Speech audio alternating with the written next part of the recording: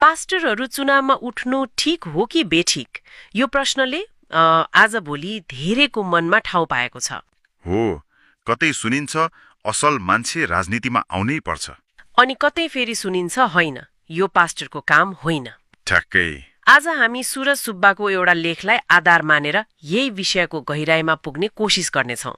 र यो बहसलाई झनै रोचक बनाउने चाहिँ बाइबलका पात्रहरू युसुफ र दानियलको उदाहरणले हो, र यो बहस प्राय युसुफ र दानियलबाटै सुरु हुन्छ, होइन र? सधैँ जसो।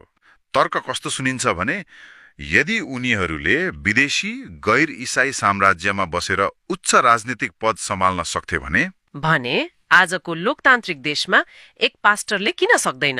हो, यही तर्क सुन्दा त एकदमै बलियो देखिन्छ, तर आज हामीले हेर्ने लेखले यही तर्कको चिरफार गर्छ र सोध्छ के हामीले यो उदाहरणलाई सही तरिकाले बुझिरहेका छौं? त्यही त आजको हाम्रो खोजी यही हुनेछ। के युसुफ र दानियल साँच्चै पास्टर नेता बन्न चाहनेहरूका लागि सही उदाहरण हुन्? अनि पास्टरको खास जिम्मेवारी के हो? युसुफ र दानियलको तर्कबाटै सुरु गरौँ न। हुन्छ। ल, यसलाई अलिक खोतलेर हेरौँ। यो तर्क त जताततै सुनिन्छ, सामाजिक सञ्जालदेखि लिएर चर्चको चिया गफसम्म। युसुफ मिश्रको प्रधानमन्त्री बने, दानियलले तीन जना राजाको सेवा गरे। उनीहरूले गरे हुने, हामीले नहुने। यसमा के कमजोरी छ र? हेर्दा त एकदमै बलियो तर्क छ। हो, र यही नै लेखले पुरै बहसलाई एउटा नयाँ मोड दिन्छ। हामीले सधैँ युसुफ र दानियलको राजनीतिक पदलाई हेर्यौं, तर उनीहरू के थिएनन् भन्ने कुरामा सायद कहिले ध्यान दिएनौं। उनीहरू के थिएनन्?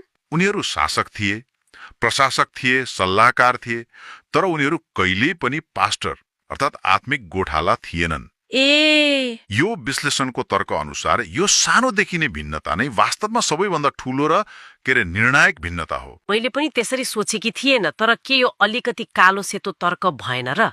कसरी? मतलब के एकजना असल प्रशासकले आत्मिक अगुवाको जस्तै काम गर्न सक्दैन, अथवा एक पास्टरले प्रशासनमा गएर आफ्नो आत्मिक ज्ञान प्रयोग गर्न सक्दैन र? किन यी दुईलाई यति कडाइका साथ छुट्याउनु पर्यो? एकदमै जायज प्रश्न।